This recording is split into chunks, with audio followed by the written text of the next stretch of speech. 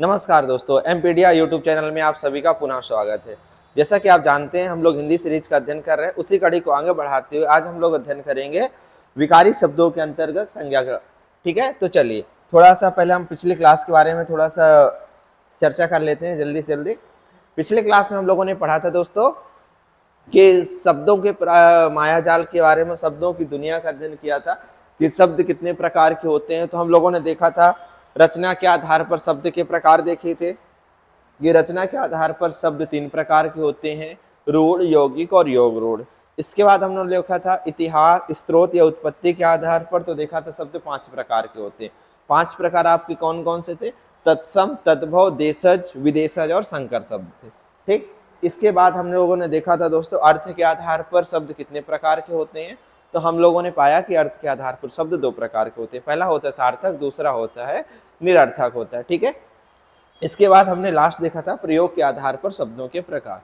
तो प्रयोग के आधार पर जब हमने देखा था दोस्तों, तो हमने पाया कि प्रयोग के आधार पर शब्द 2 प्रकार के होते हैं। पहला होता है विकारी और दूसरा अविकारी शब्द होते हैं। ठीक है, तो इसी से अब आगे बढ़ते हैं हम लोग विकारी शब्द। ठीक है दोस्तों, और अगली क्लास में हम लोग देखेंगे कि तत्सम, तद्भव, आगामी जो क्लासेस होंगी कि तत्सम तद्भव को हम कैसे पहचान पाए, कैसे ना पहचान पाए, बहुत ही आसानी तरीके से। ठीक है, तो चलिए आज हम आगे बढ़ते हैं, विकारी शब्दों के अंतर्गत अध्ययन करते हैं। आज पहला टॉपिक जो अपना है क्या है? संज्ञा। हेडिंग डालते हैं हम विकारी शब्द। ठीक, और उस दिन हम लोगों ने चर्चा कर ली थी कि विकारी शब्द की पहचान कैसे की जाती है। उसमें हम लोगों ने 3 चीजें लिख ली थी। क्या लिखा था हम लोगों ने? हम लोगों ने देखा था दोस्तों कि संज्ञा, सर्वनाम, विशेषण और ये जो क्रिया है ये होते हैं विकारी शब्द। ठीक है, और इसकी पहचान के लिए हम लोगों ने देखा था दोस्तों 3 चीजें के आधार पर परिवर्तन होता है शब्द में। लिंग, वचन और लिंग, वचन और कारक के आधार पर परिवर्तन होता है। ये चीजों का हम लोगों ने कल अध्ययन कर लिया था। ठीक है, अब इसी में हम आज पहला टॉपिक चालू करते हैं, संज्ञा। ठीक, जिसे इंग्लिश में नाउन कहते हैं। ठीक, अब दोस्तों जब हम संज्ञा के बारे में अध्ययन करेंगे तो सबसे पहले हमें पता होना चाहिए, जो प्रश्न पूछे जाते हैं वहां से हम जाते हैं। एक तो आपको इसके परिभाषा का ज्ञान होना चाहिए, दूसरे प्रकार का ज्ञान होना चाहिए, और तीसरा आपसे पूछा जाता है कि जो प्रकार होते हैं ना उनमें से पूछ लिया जाता है इस शब्द में कौन सी संज्ञा, या निम्न में से जातिवाचक संज्ञा किस शब्द में, किस भाववाचक संज्ञा, ये पूछी जाती है। ठीक है, तो चलिए अब आप यहाँ पर एक बात और ध्यान दीजिए, ये हमारा वायुमंडल है, ये स्थल मंडल, जल मंडल पूरा होगा, यहाँ हम लोग रहते हैं। ठीक है, पृथ्वी होथवी हो गई, यहाँ हम लोग रहते हैं, यहाँ बादल, मौसम सब कुछ होता है। ठीक है, तो यहाँ पर आप देखेंगे कि यहाँ पर आपको प्राणी भी मिलेंगे और क्या, निर्जीव, मतलब सजीव और निर्जीव यहाँ पर आपको दोनों मिलेंगे। प्राणी मिलेंगे कि नहीं मिलेंगे? ठीक, यहाँ मतलब प्राणी का मतलब होता है जीव जंतु, ये सब मिल जाते हैं। ठीक है ना, तो संज्ञा जो होती है प्राणीवाचक भी होती है और अप्राणीवाचक। कुछ होंगे जैसे मृदा भी होती है, पत्थर भी होते, कंकड़ होते, वो क्या होते हैं? अप्राणी, मतलब उनमें प्राण नहीं, मतलब नहीं, प्राणी मतलब प्राण, जिसमें प्राण नहीं होता वो कहलाते हैं अप्राणी। थोड़े से ये टर्मिनोलॉजी आप ध्यान रखिएगा, क्योंकि ये आप लोग इंग्लिश में भी पढ़ा होगा आप लोगों ने। ठीक है ना, सजीव और निर्जीव भी नहीं कहते हैं, सजीव होते हैं प्राणी और निर्जीव होते हैं अप्राणी। इसके अलावा आप लोग एक और अध्ययन करते होंगे कि कुछ चीजें आप देखते हैं, आप पाते हैं कि उन्हें काउंट कर सकते हैं, मतलब उनकी गणना कर सकते हैं। क्या कर सकते हैं? काउंट कर सकते हैं, अर्थात गणना कर सकते हैं। और कुछ चीजों को आप ऐसा देखते हैं, जैसे मान लीजिए टॉफी है एक, ये टॉफियां हैं आपकी इक्लेयर्स हैं। ठीक है, अब ये शक्कर है, ये शक्कर का ढेर बना हुआ। ठीक है, ठीक है, ये यहाँ पर पानी है, क्या है? ये पानी है। जब आप देखेंगे दोस्तों शक्कर और पानी का आप मेल पाएंगे तो आप कर पाएंगे कि ऐसा हो रहा है। आप ये जान पाएंगे कि यहाँ पर आप चॉकलेट्स तो गिन पाएंगे परंतु पानी को नहीं गिन पाएंगे। तो यहाँ से आप अनुमान लगा पाएंगे कि कुछ क्या होती हैं, कुछ काउंटेबल्स होती हैं और कुछ अनकाउंटेबल्स होती हैं। ठीक है, क्योंकि ये भी क्या है, यहाँ पाया जा रहा है, मतलब निर्जीव भले हो लेकिन इससे ये यहाँ उपस्थित है कि नहीं हमारे आसपास, तो ये क्या कहलाएंगे, ये कहलाएंगे आपके ये कहलाएंगे काउंटेबल्स, जिसे हिंदी में कहते हैं गणनीय।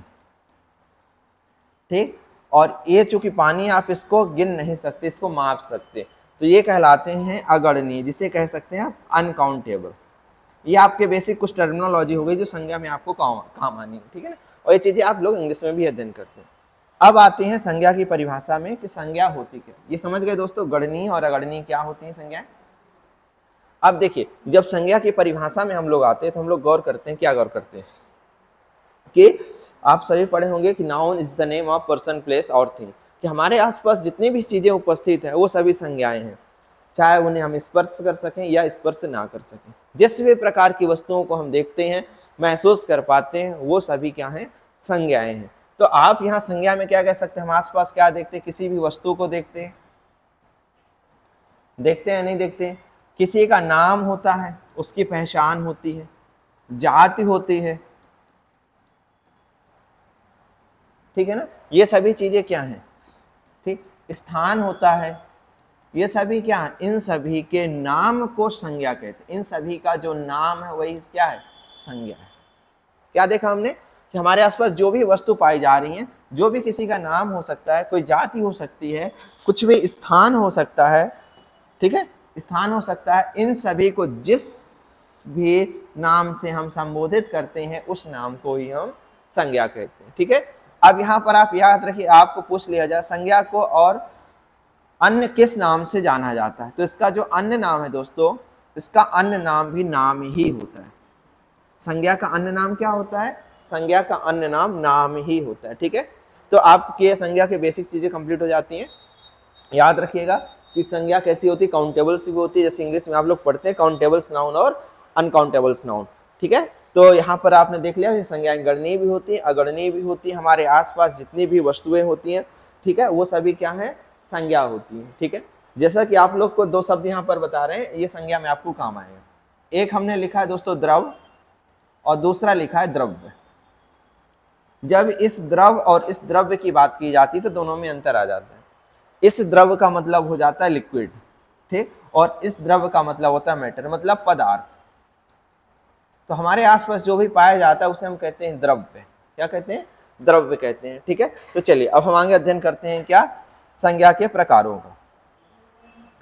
एक फ्लो चार्ट सब बना लेंगे, ठीक। प्रकार, संज्ञा के प्रकार। तो जैसा कि देखिए, आप सभी देखते हैं कि आप लोग हमेशा कुछ ना कुछ चीजें देखते रहते हैं, कुछ ना कुछ चीजें आप प्राप्त करते रहते हैं। जब प्रकार में आएंगे तो आपका पहला प्रकार क्या होगा, ठीक है। चलिए अब हम प्रकार में आते हैं, तो क्रम से चलिए बना दिया जाए एक ये यहाँ पहला प्रकार। अब देखिए दोस्तों, सबसे पहले हम ये क्या देखेंगे, कौन सा प्रकार होता है। तो आप ये याद रहे, आपको कुछ ना कुछ नाम होगा कि नहीं होगा, जिससे आपके पहचान होगी कि नहीं होगी। तो आपको यहाँ से चालू करना है कि हम बिल्कुल अच्छे तरीके से पहचान सकें कि संज्ञाओं के प्रकार कौन कौन से होते हैं। तो आप लोग पढ़ते होंगे इंग्लिश में जैसे प्रॉपर नाउन पढ़ते हैं, जिसे हम लोग हिंदी में प्रॉपर, मतलब एक हो गया कि ये निश्चित है कुछ ना कुछ, तो वो होती है क्या, प्रॉपर। और यहाँ हम हिंदी में उसे संबोधित करते हैं व्यक्तिवाचक संज्ञा।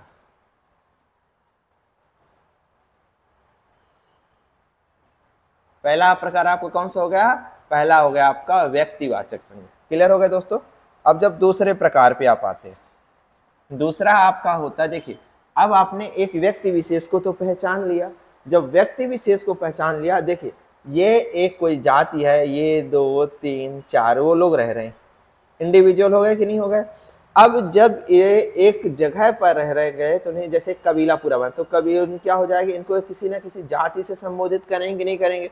जैसे मैं एक व्यक्ति हूं तो व्यक्ति की कोई ना कोई जाति होती है कि नहीं, क्योंकि दोस्तों आप लोगों ने बायो में पढ़ा होगा, लिनियस ने क्या दिया, द्विनाम पद्धति दी है, मतलब नामकरण से दिया है कि कैसे स्पीसीज का नामकरण किया जाता है।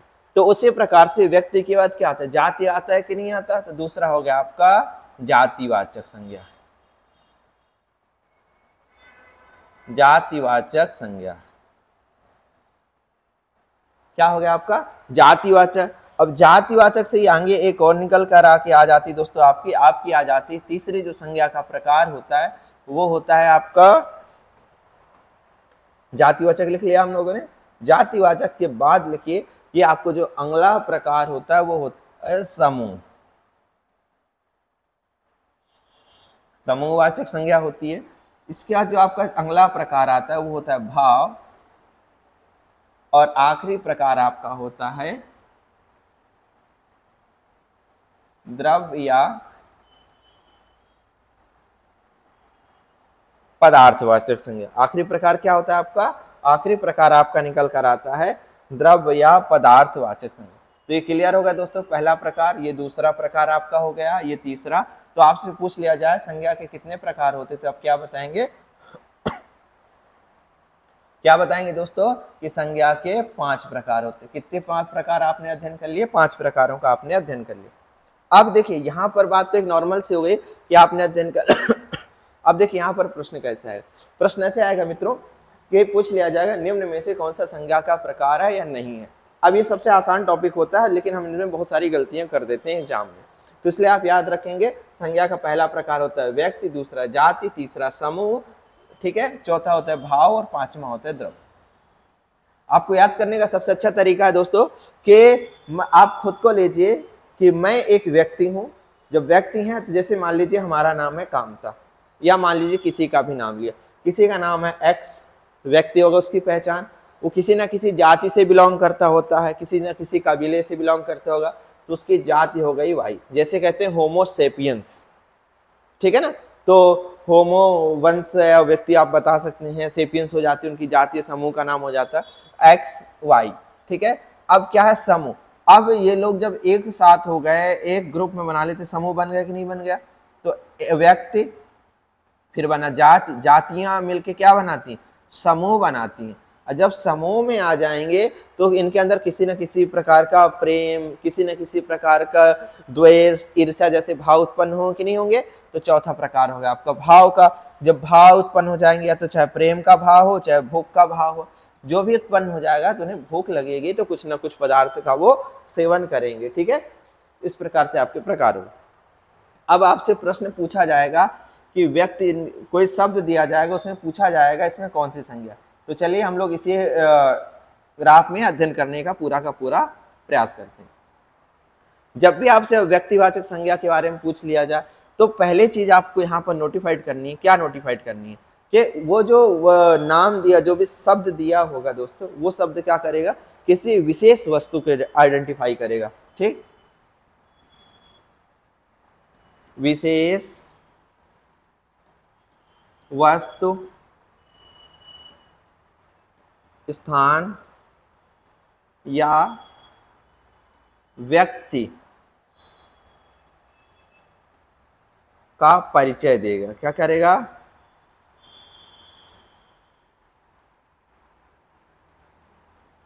विशेष वस्तु, स्थान, व्यक्ति का परिचय देगा यदि व्यक्तिवाचक होगा, ठीक है। ये तो थोड़ी थोड़ी थ्योरी देख रहे हैं। आगे अगला जो अगली स्लाइड में हम लोग अगले उसमें पढ़ेंगे पहचान कैसे पाएंगे। ये नॉर्मल सी चीजें। जब भी जातिवाचक संज्ञा का आप नाम लेंगे दोस्तों तो पूरे समूह का बोध होगा उससे,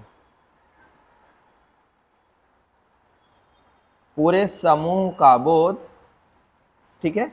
हमेशा याद रखिएगा पूरे समूह का यदि बोध होता है वो कहलाती जातिवाचक संज्ञा। क्या होता है? पूरे समूह का बोध होता है। जैसे हमने नदी मान लीजिए कह दिया, जैसे कहा हमने नदी, तो नदी कहा तो पूरी नदियां इसमें समाहित हो गई, कोई अब नदी नहीं बची, तो ये आपकी कहलाएगी क्या? जातिवाचक संज्ञा। ये बात याद रखिए। दूसरा पॉइंट आप याद रखिएगा, प्राकृतिक आपदाओं के नाम।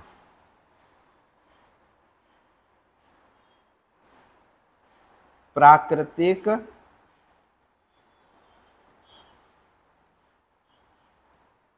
आपदाओं के नाम, ठीक। जैसे चक्रवात। अब ये चक्रवात को आइडेंटिफाइड अभी हम नहीं करेंगे। इनका जो प्राकृतिक आपदाओं के नाम हो, जैसे बाढ़, सूखा, भूकंप, सुनामी, ठीक है, ज्वालामुखी, ये सभी आपके जातिवाचक संज्ञाओं के अंतर्गत आएंगे। इसके बाद तीसरा जो हमने लिखा है क्या? समूहवाचक संज्ञा। क्या लिखा है दोस्तों? समूहवाचक। जब आप समूहवाचक संज्ञा के बारे में अध्ययन करते हैं तब आपको थोड़ा सा ध्यान देना पड़ेगा। क्योंकि ये जो जातिवाचक संज्ञा होती है, समूहवाचक, ये आपस में बहुत ज्यादा क्या कहते हैं, आप कह सकते हैं बहुत ज्यादा मैच करती है। क्योंकि हिंदी में ये जो समूहवाचक संज्ञा इसी के अंतर्गत आ जाती है, जातिवाचक संज्ञा के अंतर्गत आती थी। परंतु जो हिंदी व्याकरण है इसमें अंग्रेजी का प्रभाव बहुत ज्यादा पड़ा, तो उस अंग्रेजी के प्रभाव के कारण ये जो कौन सी संज्ञा आपकी समूहवाचक संज्ञा जातिवाचक संज्ञा से अलग होती है। ठीक है, तो इस कारण से हम इसे अलग नाम देते हैं। अब जब समूहवाचक संज्ञा की बात की जाए तो हमेशा याद रखना दोस्तों, लोग आपस में मिलेंगे। समूह, जैसे आप मैनेजमेंट में पढ़ते संगठन, तो समूह में एक प्रकार से संगठन होगा। क्या होगा? संगठन। अर्थात इसमें आप क्या ध्यान रखें, कई लोग आकर जुड़ जाएंगे, कई सारी वस्तुएं या प्राणी लिख दीजिए आपस में जुड़ते हैं। साइंस की भाषा में आप इसे पढ़ना चाहें तो आप इसमें ये पढ़ लीजिए, इसमें आकर्षण बल।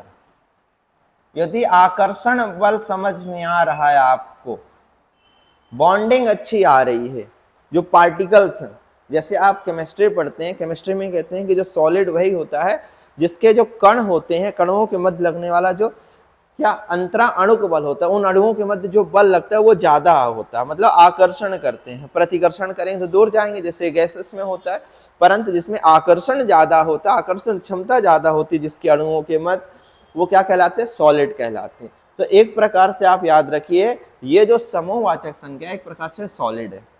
कैसे? क्योंकि इसके जो ग्रुप्स होंगे, जो ग्रुप मेंबर्स होंगे, उनके मध्य एक अट्रैक्टिव फोर्स करेगा, अट्रैक्शन फोर्स कार्य करता है, आकर्षण बल कार्य करता है। ठीक है, अब ये आते हैं भाववाचक संज्ञा। ठीक, अब इसमें थोड़ा सा आप समझ गए होंगे। जैसे मान लीजिए हमने एक संगठन लिखा, हमने एक टीम, एक उदाहरण यहाँ पर लिख रहे हैं, फिर बाकी विस्तृत चर्चा हम करेंगे आगे। जैसे मान लीजिए हमने लिखा टीम। टीम कैसे बनेगी? जब तक कई सारे, कम से कम 2, 4, 6, 8, जैसे मान लीजिए हमने कहा भारतीय क्रिकेट टीम, तो भारतीय क्रिकेट टीम कब बनेगी? जब 11 खिलाड़ियों के मध्य आपस में बॉन्डिंग अच्छी होगी। बॉन्डिंग कब होगी? जब सब आपस में आके जुड़ेंगे, कोई केरल से, कोई तमिलनाडु से, अलग अलग बैठे तो टीम तो नहीं है ना। जब वो एक साथ हो गए, ग्रुप बन गया, तो उसे क्या कहते हैं? हम टीम कहते हैं। ठीक है, इसके बाद हमने कहा भाव क्या लिखा हमने?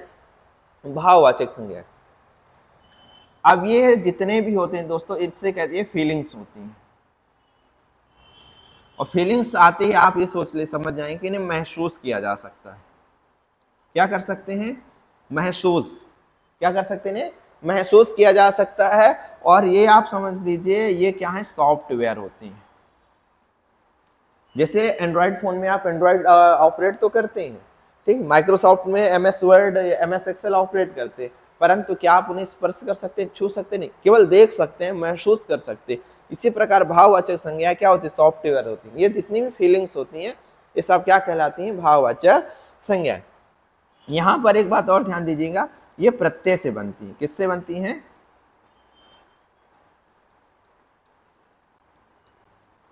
प्रत्यय लगाने से या जोड़ने से बनती है। जैसे माँ की ममता होती है, तो ममता में तो जोड़ दो ममत्व। लड़का, लड़का क्या है? लड़का में तो भाव तो नहीं, उसे छू सकते हो, स्पर्श सकते हो, लेकिन जब हमने कहा लड़कपन, तो लड़कपन क्या होगा? वो तो भाव हो गया ना, वो केवल महसूस किया जा सकता है। कहते हैं ना कि बड़े तो होगा लेकिन आज भी लड़कपन भरा है। तो लड़कपन मतलब क्या? वो भाव भरा है, बच्चों वाला।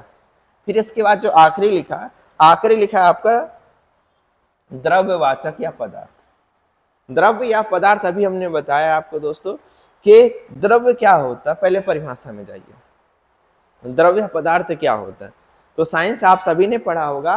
तो द्रव्य होता है दोस्तों ऐसे ब्रह्मांड में उपस्थित ऐसी कोई भी वस्तु जो स्थान घेरती है, जिसका कोई ना कोई द्रव्यमान होता है, और जिसका एहसास हम अपनी ज्ञानेंद्रियों के माध्यम से कर सकते हैं, उसे हम कहते हैं द्रव्य।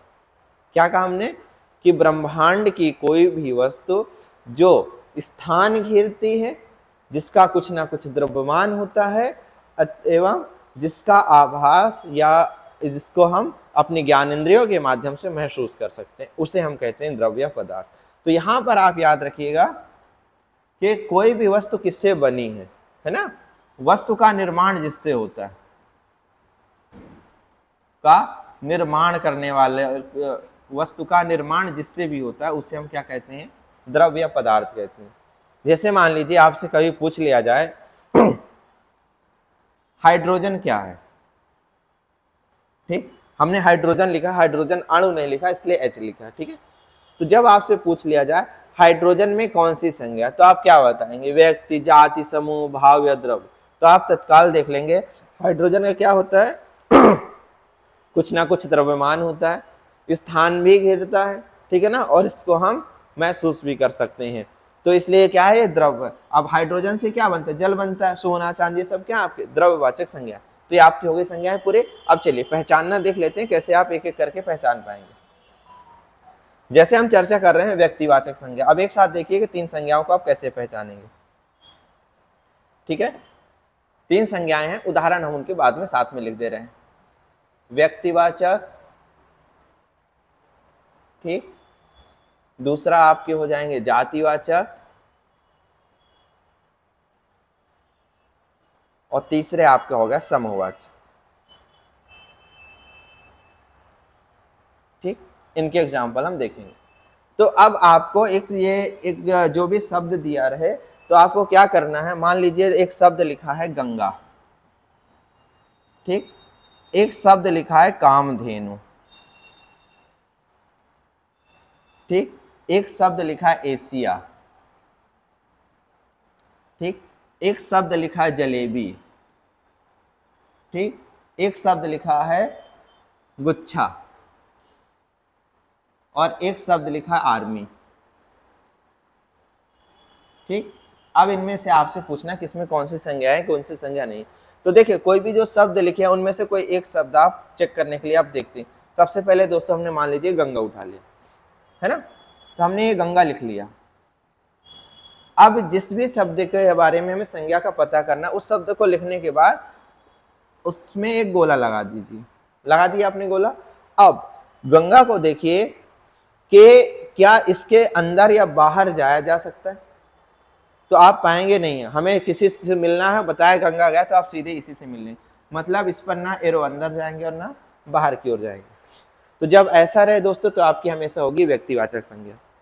अब आगे मान लीजिए हमने कहा एशिया, ये तो आइडेंटिफाई है कि मान लीजिए आपने कहा सर हमें आपसे मिलना है, तो हमने कहा एशिया महाद्वीप आ जाइएगा, तो आप डायरेक्टली एशिया महाद्वीप पहुंच जाएंगे, आपको परेशान नहीं होना पड़ेगा।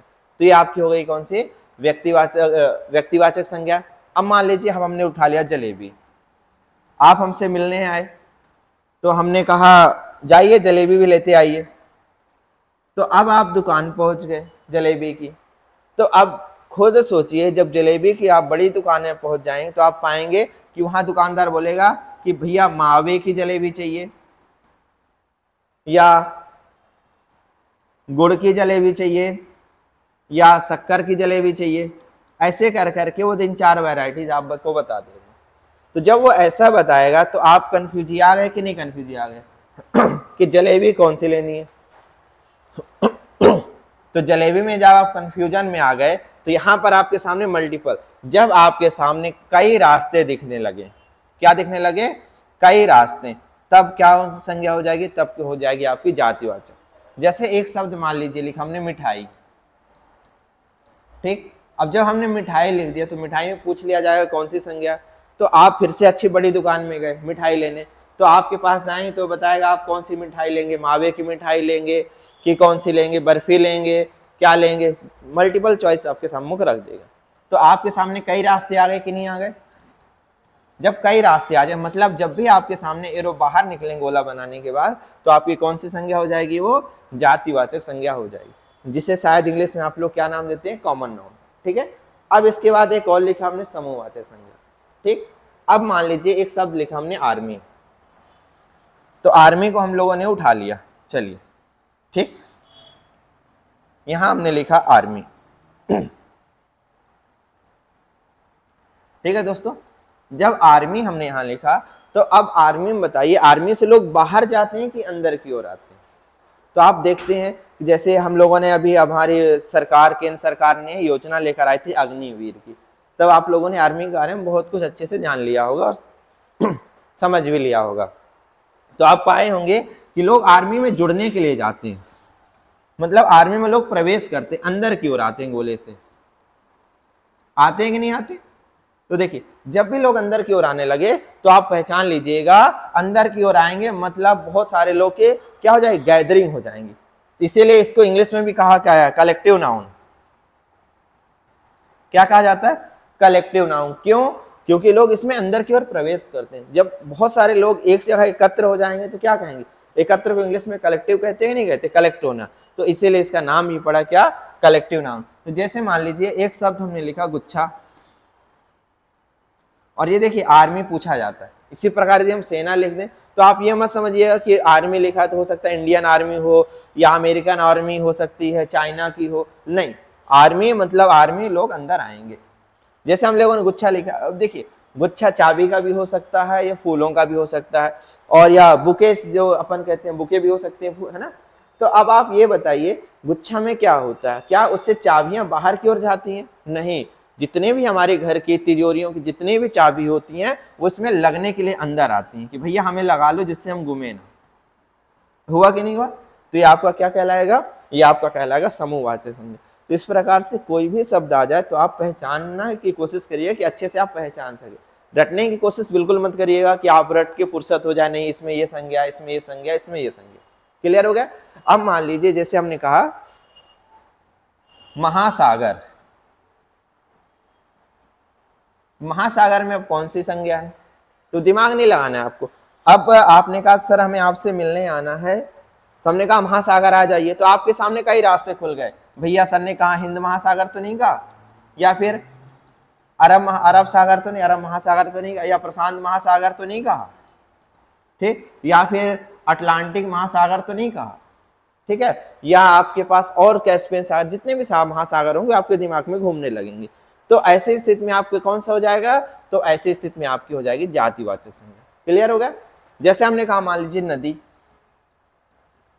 अब नदी क्या एक हो सकती है दोस्तों, नदी अमेजन भी हो सकती है, नील नदी भी हो सकती है, मर्रे डार्लिंग भी हो सकती है, या अपने देश की भी प्रदेश की भी नदियां हो सकती हैं। ठीक, इस प्रकार से आप इन तीनों को पहचान लेंगे।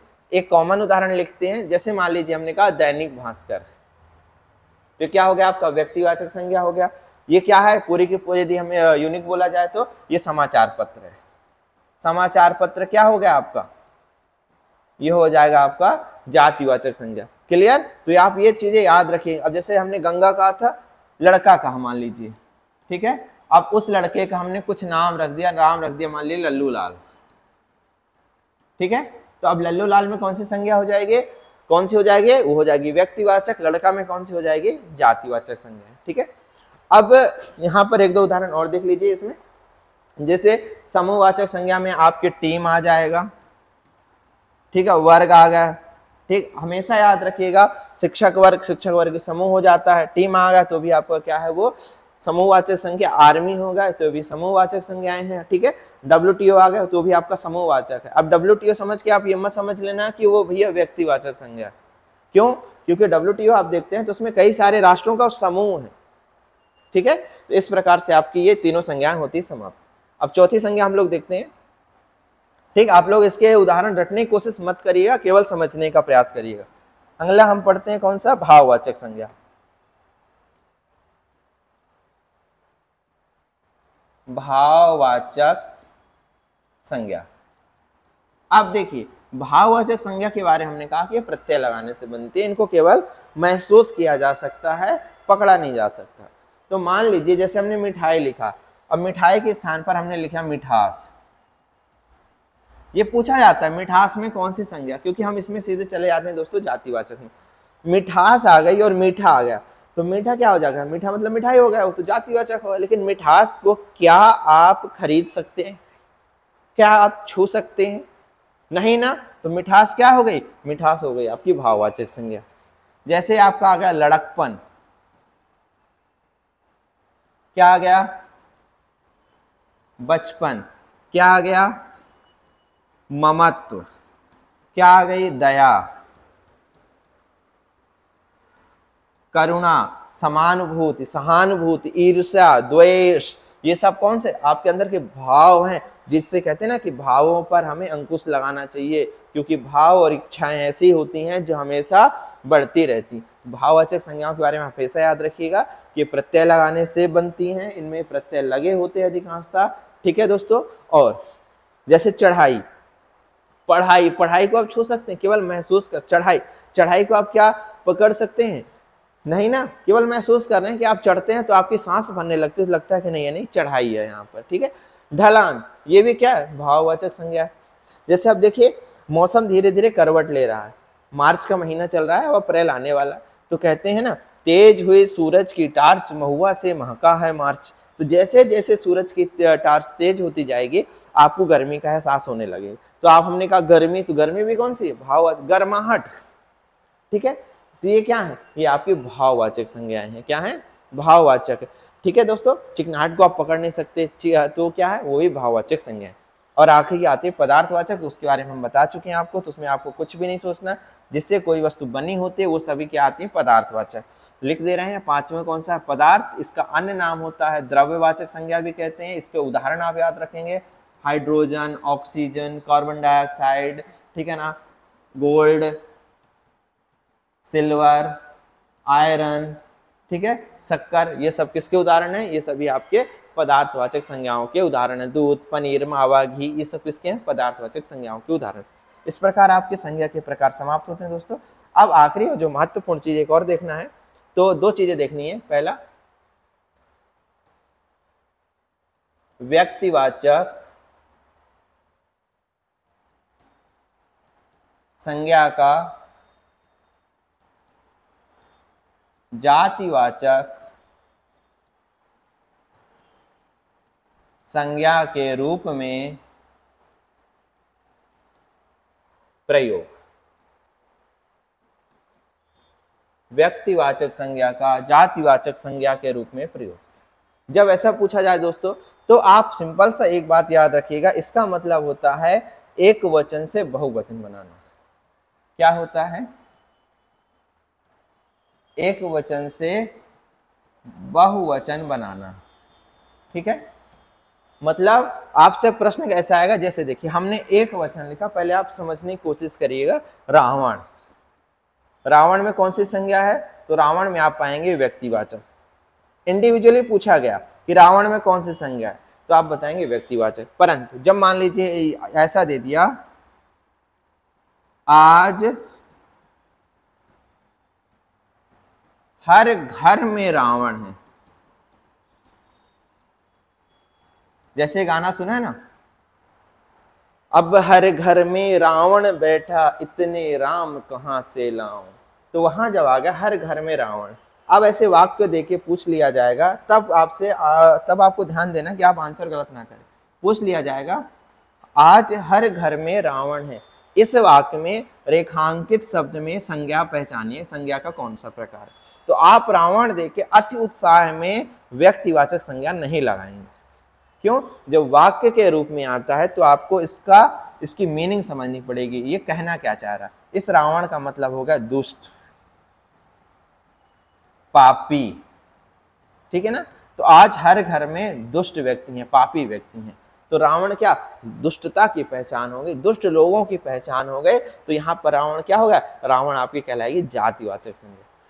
हमेशा याद रखिए, जब वाक्य में पूछा जाए तो आप ध्यान देंगे क्या रावण किसी समूह का बोध तो नहीं करा रहा है। जैसे देखिए हरिश्चंद्र, हरिश्चंद्र शब्द यदि आप लेते हैं तो आप पाएंगे कि हरिश्चंद्र शब्द में कौन सी जातिवाचक संज्ञा है, सॉरी व्यक्तिवाचक है कि नहीं? क्योंकि प्रॉपर एक व्यक्ति की पहचान है, सत्यवादी राजा हरिश्चंद्र। परंतु जैसे हमने कहा तो हमने लिख दिया आज भी हरिश्चंद्रों की कमी नहीं है।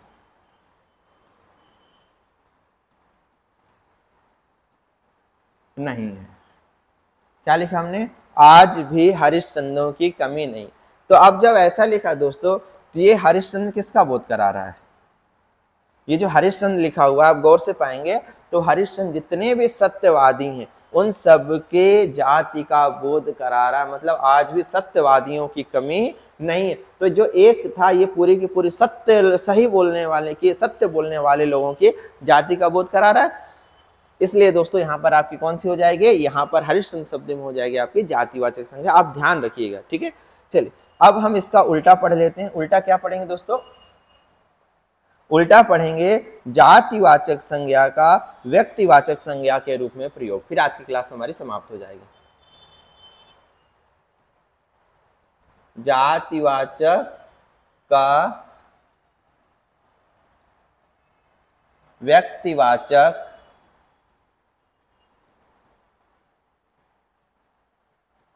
संज्ञा के रूप में प्रयोग, ठीक है। जब ऐसा आ गया तो आप ये समझ लीजिए दोस्तों, इसमें आपको बहुवचन से एक वचन बनाना है। आप क्या समझ लें, इसमें आपको बहुवचन से एक वचन बनाना है, ठीक है। तो आप जब भी बहुवचन से एक वचन बनाना होगा तो मान लीजिए हमने कहा गोस्वामी, कुछ शब्द लिख रहे हैं जिससे आपको पता चले कि वो जातिवाचक। गोस्वामी किस प्रकार की संज्ञा, जातिवाचक। एक हमने लिखा गांधी, ठीक, और एक लिखा हमने पटेल। ये तीन शब्द लिखे, तीनों शब्द आप देखेंगे कि जातिवाचक संज्ञा के स्पष्टता उदाहरण नजर आ रहे हैं यहाँ पर। परंतु जब हम इनका वाक्य के रूप में हमने प्रयोग कर दिया, मान लीजिए ऐसा वाक्य बनाया पहला, गोस्वामी, देखिएगा, गोस्वामी रामचरित मानस के रचनाकार हैं, ठीक ठीक। गोस्वामी लिख दिया हमने केवल, या मान लीजिए थोड़ी रिस्पेक्टेड है तो यहाँ पर हम जी भी लिख सकते हैं, गोस्वामी जी रामचरितमानस के रचनाकार हैं। जब हमने ये लिखा दोस्तों तो ये जातिवाचक जो संज्ञा थी गोस्वामी, ये जो जातिवाचक संज्ञा थी, यहाँ पर आप गौर करिएगा, ये जो जातिवाचक संज्ञा थी ये क्या बन गए, इस गोस्वामी का मतलब यहाँ पर क्या होगा, यहाँ पर हो गया आपका गोस्वामी तुलसीदास जी। क्या हो गया, गोस्वामी तुलसीदास जी। तो ये गोस्वामी अब क्या होगा, ये आपका हो गया यहाँ पर व्यक्तिवाचक संज्ञा, ठीक। एक उदाहरण गांधी से देखते हैं। गांधी एक जाति होती है तो गांधी में स्पष्टता तो जातिवाची संज्ञा, परंतु मान लीजिए हमने वाक्य बना दिया, गांधी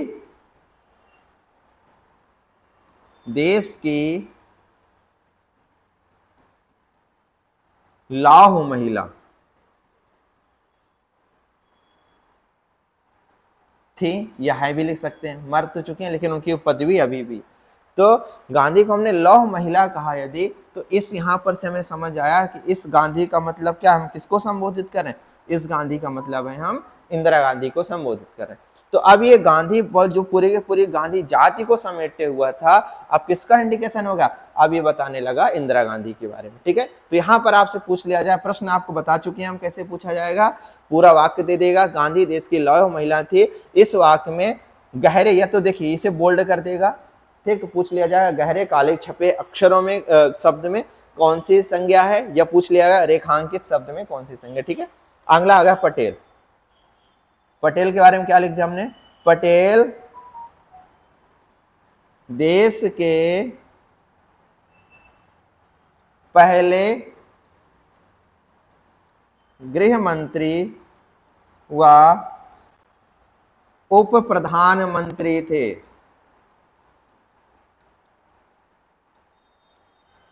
ठीक। तो अब यहां पर पटेल किसको इंडिकेट करने लगा दोस्तों, यहां पर पटेल आपका इंडिकेट करने लगा किसको, सरदार वल्लभ भाई पटेल को। तो अब ये पटेल क्या हो गया आपका, ये पटेल आपका यहाँ पर हो जाएगा व्यक्तिवाचक संज्ञा, ठीक है दोस्तों। इस प्रकार से हमारी आज की क्लास समाप्त होती है और हम लोग अगली क्लास में मिलेंगे जिसमें हम लोग सर्वनाम के बारे में अध्ययन करेंगे, ठीक है दोस्तों। तब तक के लिए अलविदा।